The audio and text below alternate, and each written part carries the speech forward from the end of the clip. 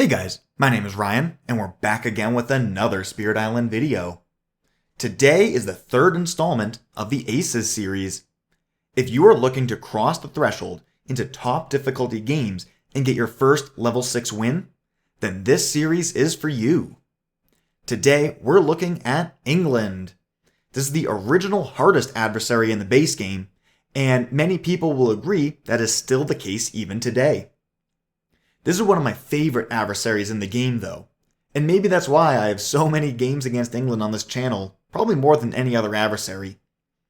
I think I like England so much because it's a very competent and durable adversary.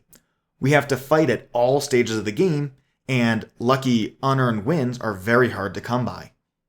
Every victory against England feels well deserved. Whereas Prussia and Sweden were fairly straightforward in what we needed to do to deal with them, England has more to pay attention to. The most notorious part of England is the extra health on its buildings. So much of the game is balanced around 2 health towns and 3 health cities. Simply adding 1 HP to both makes so many powers worse, if not useless. By itself, this power forces us to change our playstyle, and we have to deviate outside of normal paths to victory. Sometimes, just ignoring problems you can't handle is a path to victory. But England is the first adversary in this series that comes with an additional loss condition. It says that if you ever have 7 or more buildings in a single land, you lose. So it's harder to kill buildings, and if you don't kill them, you just lose. Isn't that peachy? Everything else in this adversary makes England build more, putting pressure on that 7 building loss condition.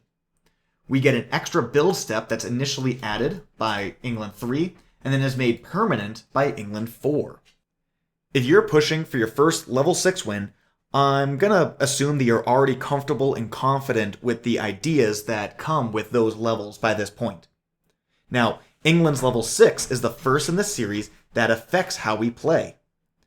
Prussia and Sweden's level 6 rules are simply setup changes, but England's is game warping. First, add an additional fear to the fear pool per player in the game. That means it is 25% harder to earn fear cards.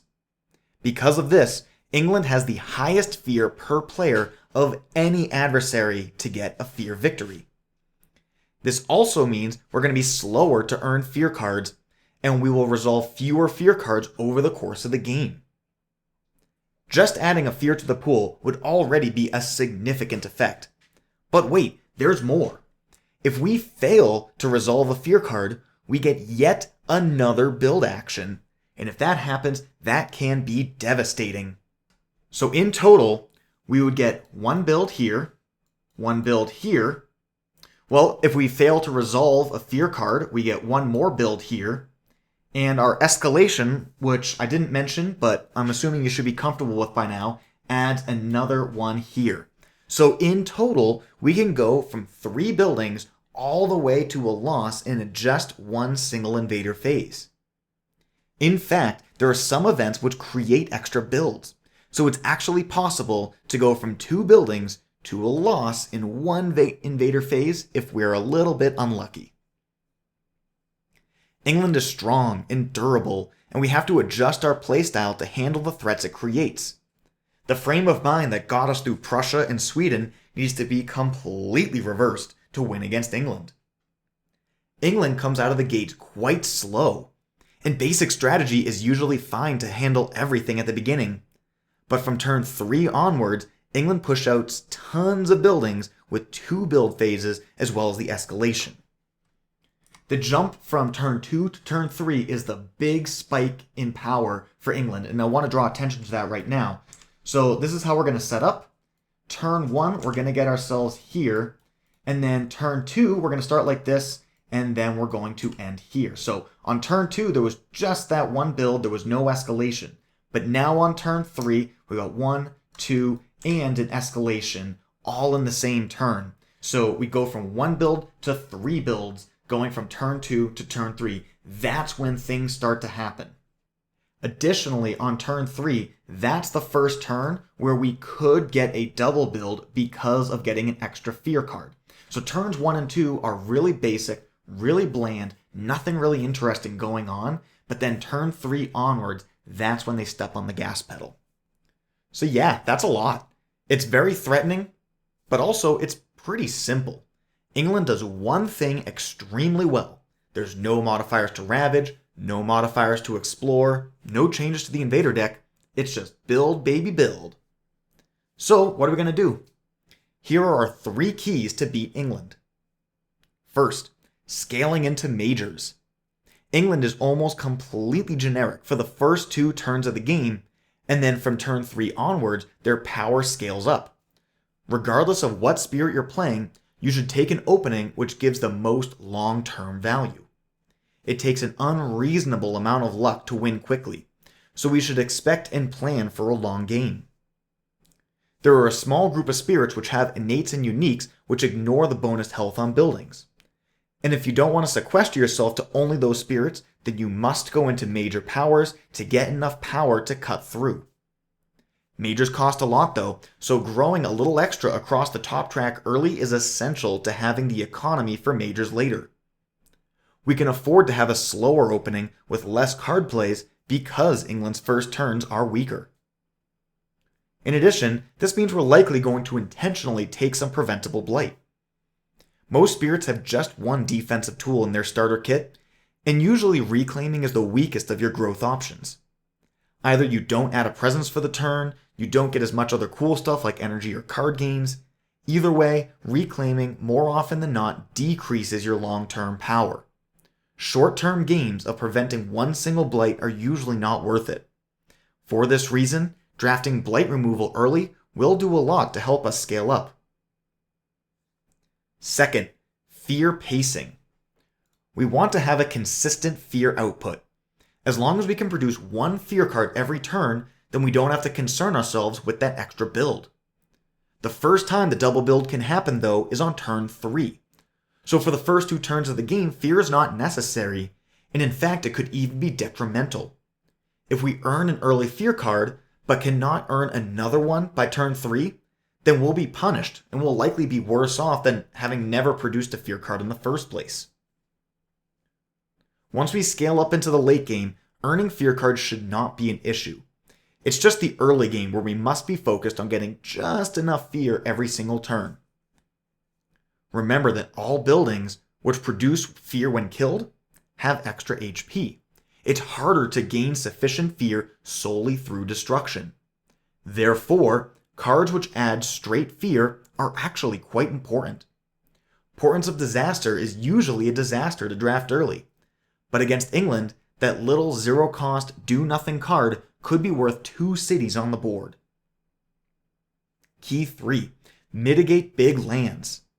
The primary way to lose against England is from the 7 building loss condition. It is much more rare to lose because of blight or some other means. We need to always be cognizant of how many builds there are each turn and where they will be happening. Since there are no modifications to the invader deck, there are 3 stage 1 cards, 4 stage 2 cards, and then 5 stage 3 cards. There will always be multiple repeated lands from stage 1 to stage 2, and every coastal land is guaranteed to come up at least once during stage 2. While immediate back-to-backs can be frustrating, having a split back-to-back can be particularly deadly. This is the situation which would get us into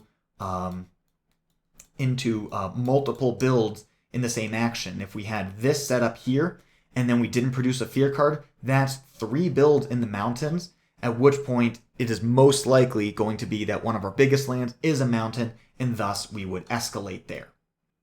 With that triple build, we're increasing the damage of the next Ravage by 7 or 8. It's likely impossible to defend that land now, and we're also threatening the 7 building loss condition. Therefore, destroying some buildings is much more effective than trying to defend and stop the blight. If we invest all our actions into preventing blight, then every turn we will escalate in that same land over and over and over, and we're going to lose. 7 buildings is a much more common way to lose than blighting out, so our strategy must adjust accordingly. As with all videos in this series, I'm only going to recommend low and moderate complexity spirits, so that we can focus on the details of the invader and less on the puzzle that exists within our spirit. And today's ace is Keeper of the Forbidden Wilds. This may not seem like the most intuitive choice, but I wanted to play the most generic spirit possible with whom I can demonstrate the most universal gameplay. This guy is basically just a stat stick. His Wilds token minigame has almost no strategic benefit, since England 1 doesn't require explorers to get the job done. Instead, we're playing Keeper as just a big ol' 9 energy, 5 card play stat stick. Yes, his left innate can be useful, but it takes 7 different elements before we can kill a single town, so that's really not going to be our primary game plan. The point is that any spirit that can muster the energy for majors can beat England. Now, if you don't want to play a major focus strategy, I pulled up here several other spirits that do very well, and the big thing is that they can all ignore the bonus health that England does. So most of these guys here just destroy or remove invaders with no regard to how much health that they have. And Fathomless Mud of the Swamp, he's very unique. He doesn't allow things to build up in the first place. In general, I'm not the person who will say that picking a different board is going to make a big enough difference to change the outcome of the game, but there is one thing that we want to pay attention to with Keeper that will help us a lot. Since we have one card that is terrain restricted, we want to see if we can optimize that. We can remove a blight, but only from a jungles or wetlands. Now, every single board has a blight at the start of the game, and half of them start in sands and mountains, half of them start in jungles and wetlands. So if we play boards B, C, E, and H, those are the boards that have a starting blight in either the jungles or the wetlands, which means that we're guaranteed to have potential value from regrowth from roots. It's quite possible, let's say we did board A, and A starts in the sands, and the opening explores as mountains into sands. We're sitting on this card that is a complete blank. Whereas with B, which we're playing today, if we were to start with mountains and sands, at least we could use it in land number 4 if we have nothing better to do on our particular turn. Now, I think the 2 best boards for Keeper would be C, because we start right here in the middle, and you can cut across the middle, and you can try and pocket out the backside. Or on H. I think H is actually our best board because we start in a land with Blight. Otherwise, we really can't grow into Blighted lands, and we start with tons of adjacencies, so we're not going to be restricted at the start of the game. We're even playing board B, where we are going to be up in this corner, and our early game is going to be that much weaker because of it. But that being said, let's give it a whirl.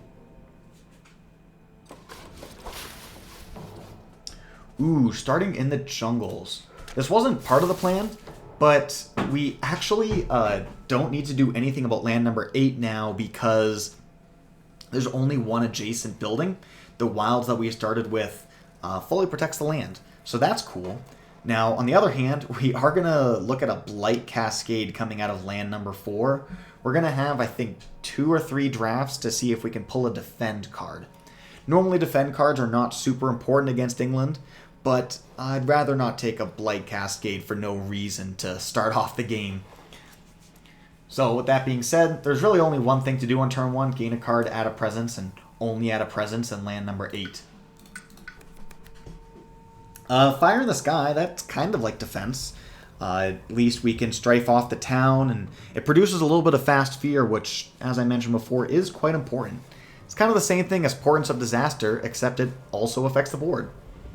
Razor Sharp Undergrowth is certainly not going to be the pick. Explorer Control really doesn't matter in this matchup, and none of the other effects are good enough to worry about. Weep is very playable. It can produce 3 fear for 0 cost, which, you know, like I said, is very important. But Fire in the Sky solves the short-term problem while still having all the other benefits. The standard opening is to go top track, such that we play Boon of Growing Power, and we get a fully loaded right innate.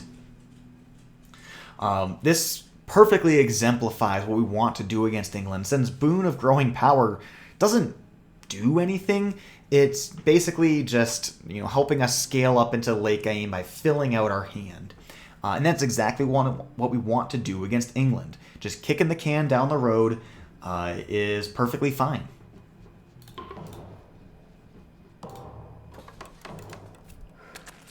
Okay, going into the wetlands. Unfortunately, we have to go into land number 7 so we can get a sacred site here to strife off land number 4. Okay, and what do we have? Cycles of Time and Tide and Song of Sanctity are both conditional blight removal, which is nice.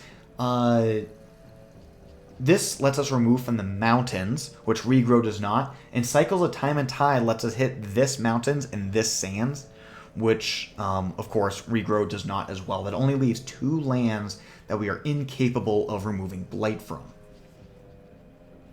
Sucking Ooze is Isolation. And Isolation is insane against England.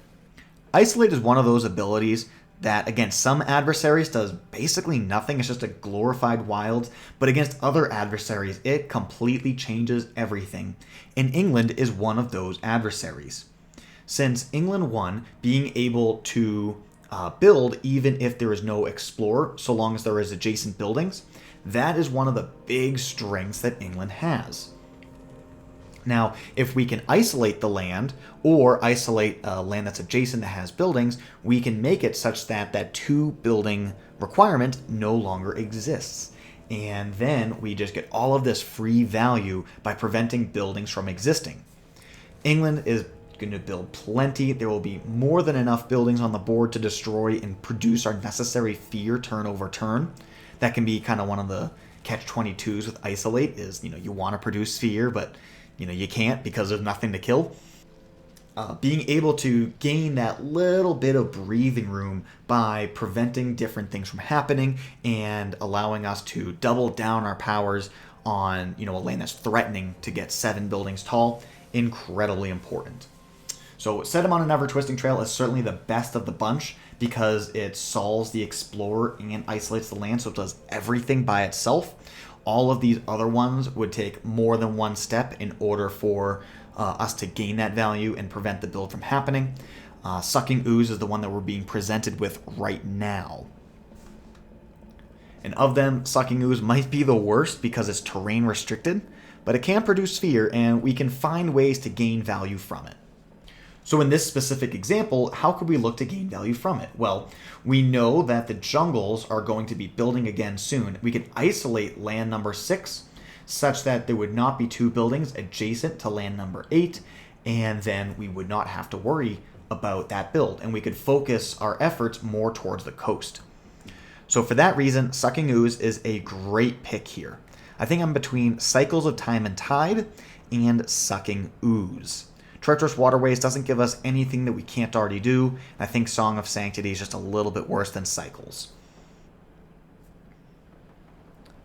And I think I do want to demonstrate the power of Isolate, so Sucking Ooze is the pick.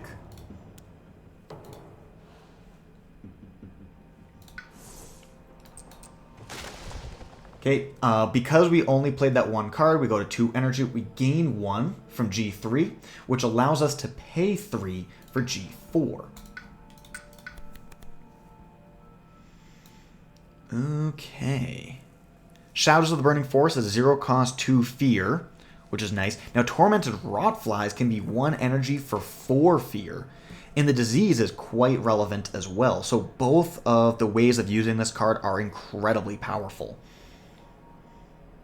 We could do Lands of Haunt and Embers, isolate the land, then kick everything out, and then it prevents the build, which then will prevent the build in the 8, but that will cost us a Blight here, plus 2 Blight here.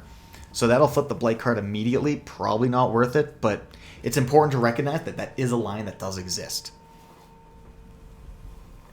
I think Dry Wood is probably not at 1 damage at range 0. It's just not great. We'd have to use it in combination with our Innate just to, use 2 powers to kill a single town. Not insane. I think we're going to go Tormented Rotflies. This is reliably going to be fantastic. We're probably going to take a Blight here in the coast, which means that we can just, drop 3 fear on it. Getting up to 4 energy. We're quite likely to take Blight in land number 6 as well. I think we'll just go this way, such that we can destroy the town in the counterattack and get a little bit more fear. And then what to pair with it? We could just do a regrow. That's perfectly safe. We need to play something with a plant, so that way we can add more wilds and continue to spread. And I do like removing the Blight here, adding the wilds into land number 4, so that way then we have all of our adjacencies.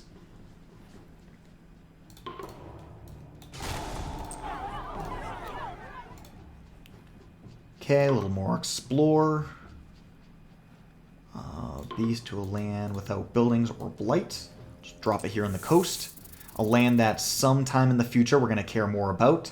Because remember, in Stage 2, everything on the coast will go at least once, and some stuff's going to go twice. Because you have the 4 terrains plus coastal, no matter what is removed, all of these will hit. But if sands is not removed, let's just say like mountains removed, sands will get hit twice. Beast could provide some unknown amount of value over the course of the game. Ooh, we can save this Dahan right here. And we can keep everything paired up as well. That's nice.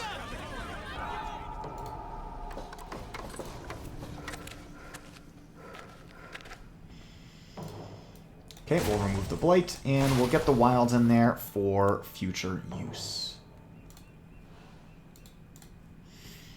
Okay, so we're planning on doing a Sucking Ooze here to deny the jungle build, and that 2 fast fear will prevent us from getting a double jungle build. So that's going to be really nice. As for what we pair with it, probably just like a Tormented Rotflies, just producing chunk fear. But after we do this, we're going to be at 3 energy, so we can do a double grow, which will allow us to go up to 3 card plays and play whatever else we get next.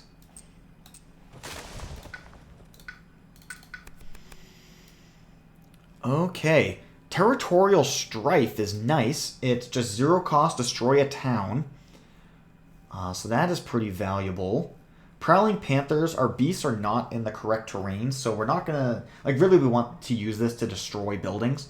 We could take it and then just go turn over turn over turn and gain slow value that way. Pull Beneath the Hungry Earth is 2 damage, right? We need 3. I think Territorial Strife is a pretty uncontroversial pick here. And where do we want to go? The reason that we really want Sacred Sites is for this Towering Wrath. And so we could do a Towering Wrath targeting land number 5. Maybe do like a... Oh, we're going to go up to 4 energy. I was going to say we could do Sacrosanct plus Towering Wrath, but we're 1 energy short. So if we're not going to do that, then there's no reason to just not spread out. Go here, here, and here. Seems like a pretty safe way to go.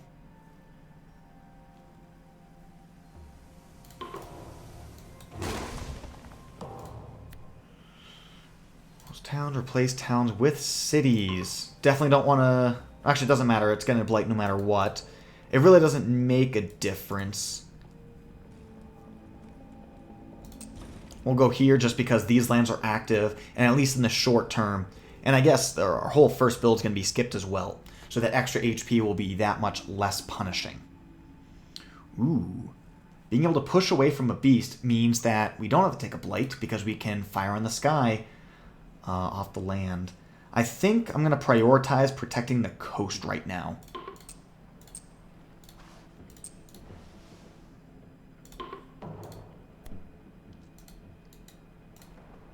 This doesn't really do much, but we're going to prioritize the coast for reasons that we talked about earlier.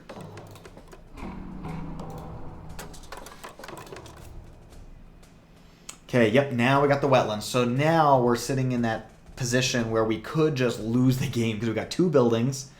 Yeah, so we're definitely going to escalate into the 2. If we escalate into the 1, then we just like lose on the spot, right? Because we go double build, assuming we don't get the fear. We get the double build into this normal build, into the escalation. That's 4 builds. That's a loss. But thankfully, we actually have both of these powers here are good for us. We can kill a town. We can add a disease to prevent a future building ad.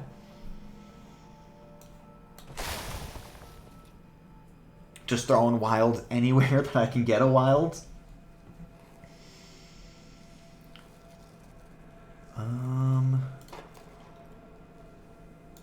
So yeah, I think we're just going to...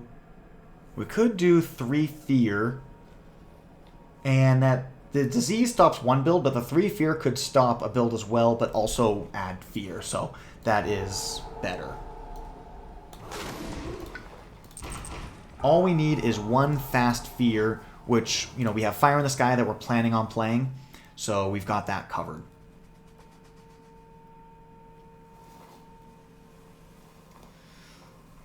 Alright. So with that Fire in the Sky, we could choose to, if we do here, then we'll go to 5 energy for the turn, and we wouldn't even be able to play all of our cards, so I don't think there's any point in doing that.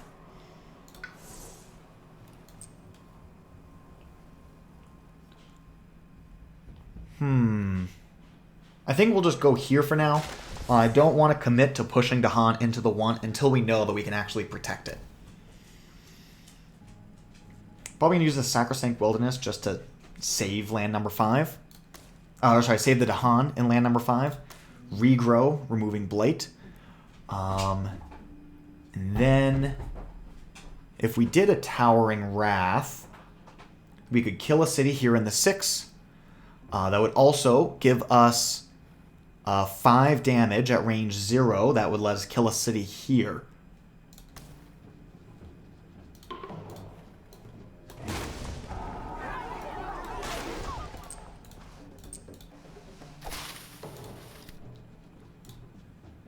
Okay, if it's healthy, we can just force a Ravage. That's fine. We're prepared for that.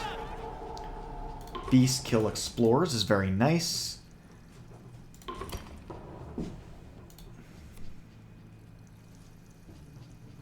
Okay, Dahan defend. Well, I guess if we left the Dahan there, we would have been okay. Yep, now we can see land number 6 is threatening a loss. So we really got to start investing our actions over there.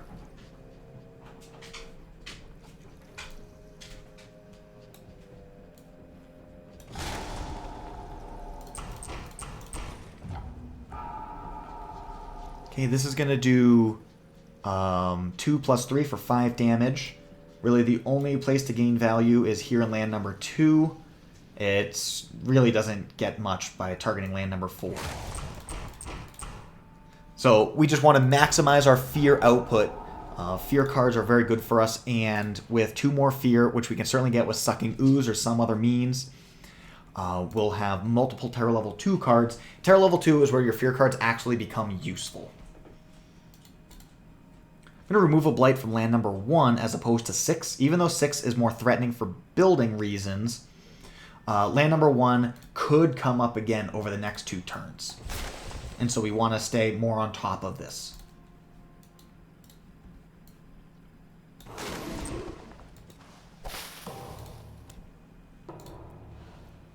Okay, and I think now is time to start swinging for majors. Cast down the briny deep. Just kill it all. Unironically, we could get ourselves up to having enough energy where that could be a game plan. Rapid Wings of Sunlight is an interesting choice. Irresistible Call is fantastic if your plan is to lose immediately. We could like Irresistible Call here and then lose on the first build, which is not a great game plan.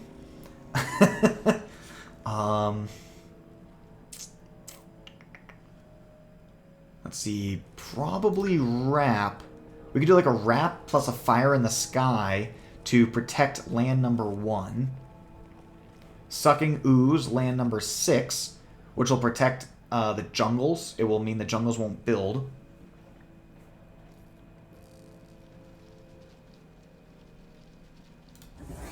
Yeah, we can do this. I think Sacrosanct Wilderness is probably not too useful. 2 damage per wilds is, yeah, just very unreliable.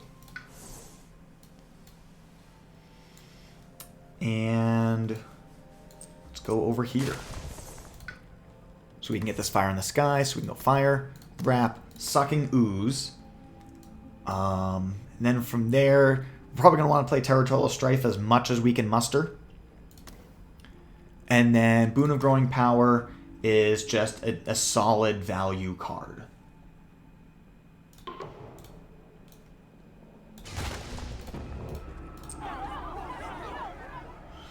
Gonna be hitting for 7. Yeah. So yeah, Wrap would not get us there. Oh, we even have Threshold? That's fun. We're gonna leave these to Han here. We don't need them right now.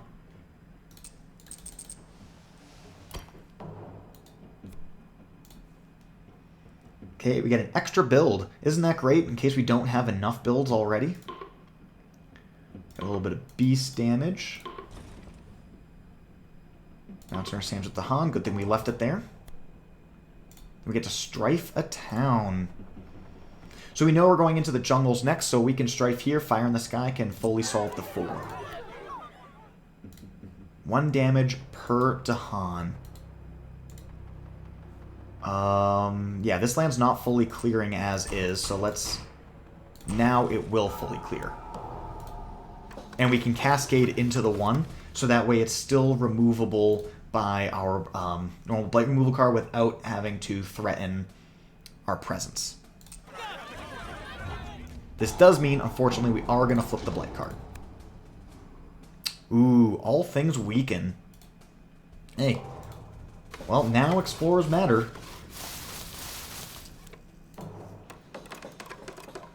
Okay. Alright, now we get to put our thinking caps on.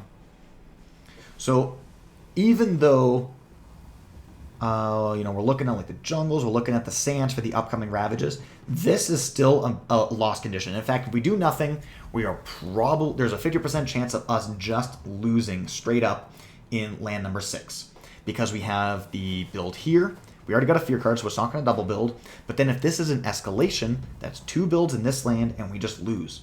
So for that reason, we have to Territorial Strife here in land number 6. I don't believe we have any fast... Yeah, we have no fast solution to land number 6, and there's no reason to have the entire game roll the dice on gaining a fast card that can destroy a town. That is... There's not a ton of those cards. Let's see. Where are we going to add our wilds? Kind of doesn't make a difference. All the lands that we don't have presence in have blight, and so we can't grow there. And with our Boon of Growing Power, we could go for a major and then forget Boon to itself. Since we're probably going to reclaim, we're probably not going to gain a card on this next turn. I like the idea of forgetting Boon to itself. And boy, do we have some choices here. Sea monsters, since this is a wetlands, even though it's not coastal, we can still target this land with sea monsters. Twisted Flowers, it removes 2 invaders. We can remove 2 cities. And we don't, and it still produces 4 fear, so it's pretty much a whole fear card by itself. The Threshold is unlikely. We got Moon. Yeah, we got those 2 moons. Which produces no air. The plant shouldn't be an issue because we got a free plant right there, but Paralyzing Fright is also 4 fear and it skips all actions. So that'll also prevent builds here in land number 6. And then Manifest Incarnation removes 2 buildings and produces a boatload of fear. Yeah, and if we hold on to this Boon of Growing Power, then we would be only 1 moon away from Thresholding. We have Sucking Ooze. Yeah, those 3 cards is a Threshold for the -6 damage. And that's another way of solving land number 6. Every single card here, you can make a good argument for taking and keeping.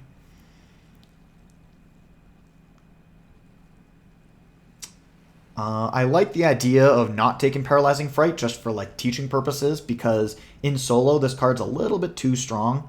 It's a whole fear card by itself, if not 2 fear cards.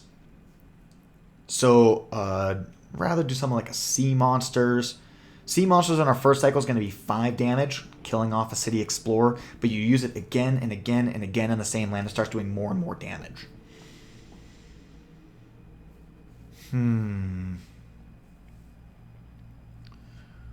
Twisted Flowers is a ton of fear,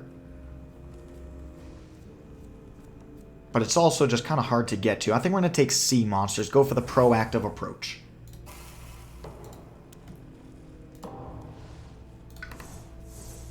Okay, gaining an energy. And, oh yeah, because of the minus health, actually, Sea Monsters is going to be, like, damage power is just more efficient now. And let's see. Yeah, we're going to grow here, strife this off, and then the Dahan will counterattack and clear the land.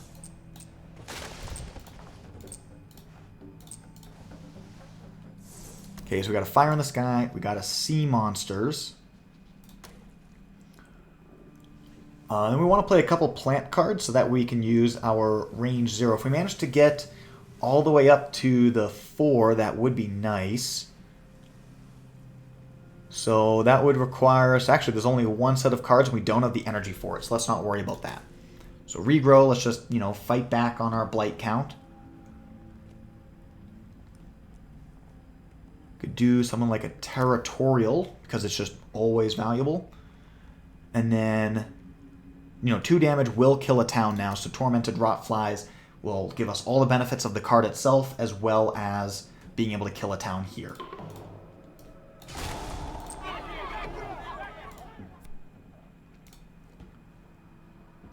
Okay, we can destroy some presence, which I'm okay with. We're not playing Towering Wrath this turn. We can break up some sacred sites. I don't think we want to forget powers. And removing a blight is kind of risky. I think I'm okay destroying 2 presence.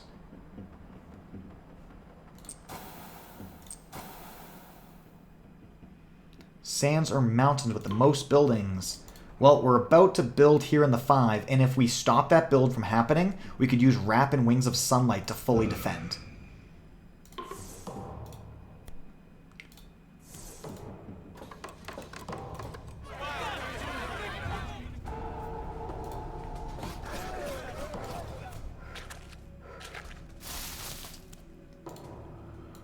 Alright. So our game plan here was to Sea Monsters.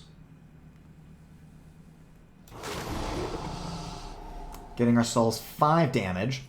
We could also use the Territorial Strife to do some damage as well. So we could go for like 1, 2, 3, 4, 5. Such that now Territorial Strife can kill 2 towns. And now all of a sudden land number 6 is pretty much safe and we don't need to worry about it anymore.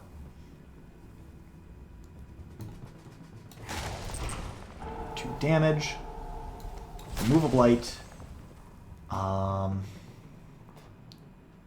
probably put a disease here in the 3 because it's about to build. I just don't want to put it in the 1 because anything like disease deals 2 damage is now way more effective.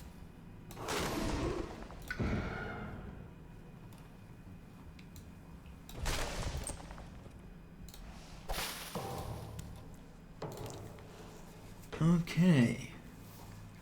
So we got a Wrap and Wings of Sunlight here.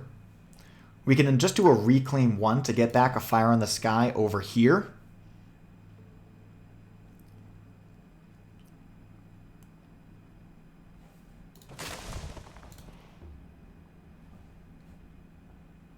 So if we were to do this... Yeah, and I think we want to do another growth. It'll cost us 3 going down to 2. Gaining 7, going up to 10. Yeah. So let's wait. Let's see what we gain. Do we just swing for another major? What would we forget? Maybe a Tormenting Rotflies. I think we're okay gaining a minor right now. Dark Entangled Woods. Is not going to gain too much for us. We could do an Elemental Boon. So that way we're more likely to hit In fact, yeah, because look at the water, we got the animal. We could do another water animal with the elemental boon in order to threshold sea monsters. Oh, boy, we're doing fire in the sky, but that is a long-term look.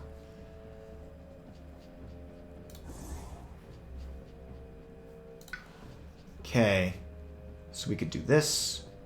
We could go here, moving Dahan this way. Taking fire in the sky, playing all of our cards out.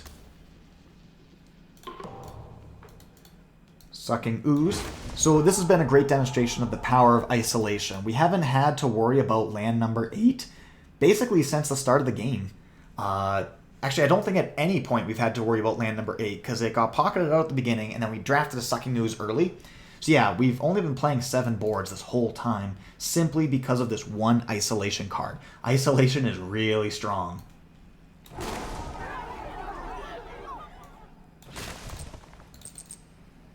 We need 4 in order to full clear, so let's just do that. As far as elemental boon goes, we can gain a plant for value, and that's kind of it. So we'll go plant, water, and air. Ooh, that +1 damage. Wait, no, just kidding. Haha. Blight to land with city. Okay, that's not favorable. I think we'll have to sacrifice 2 presents. We do have Towering Wrath. We don't want to break up Sacred Sites, so I'll go here and here.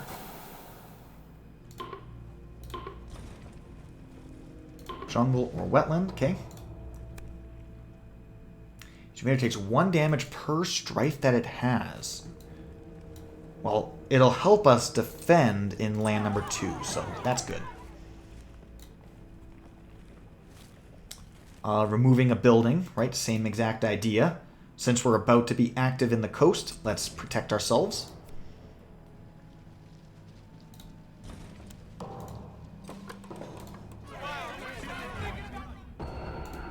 And we're now up to Terror level 3.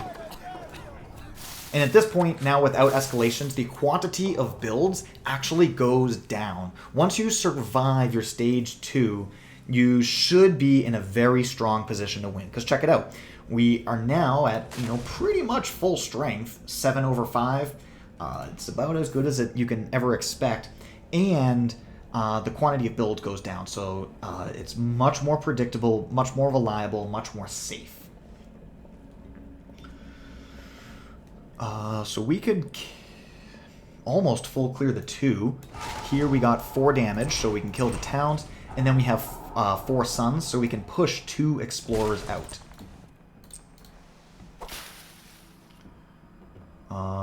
Over here we've got 5 damage.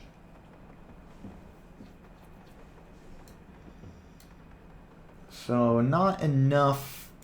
Well, I guess there's no insane value to be had. It's clearing 1 land either way, and this produces more fear.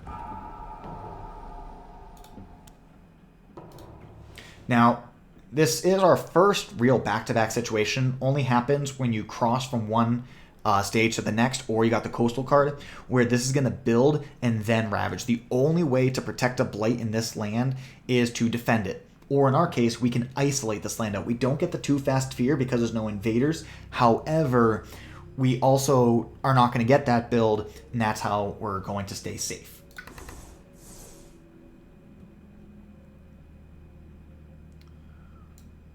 I'm going to go here. And that means we're actually going to engage land number 8 for the first time, because if we isolate here, then we don't isolate here. That's funny. So let's see. We need to do this and this to stop all of this blight from coming in. And then the other 3 actions we can invest into winning the game. So Sea Monsters is a game-winning card. And if we can hit the threshold, that'd be sweet. So we need this and this. If we take Water Animal from the Elemental Boon, that will threshold Sea Monsters. So we can hit the 6 and then maybe the 1, side to side. And then I guess we'd take a plant just to get a little more damage out of Punish Those Who Trespass.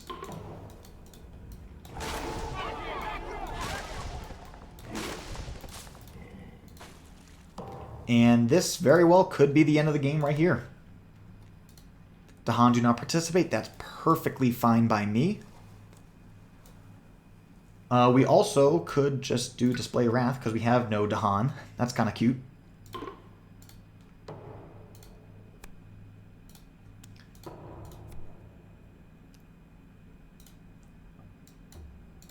Okay, guess we could just strife off the city here.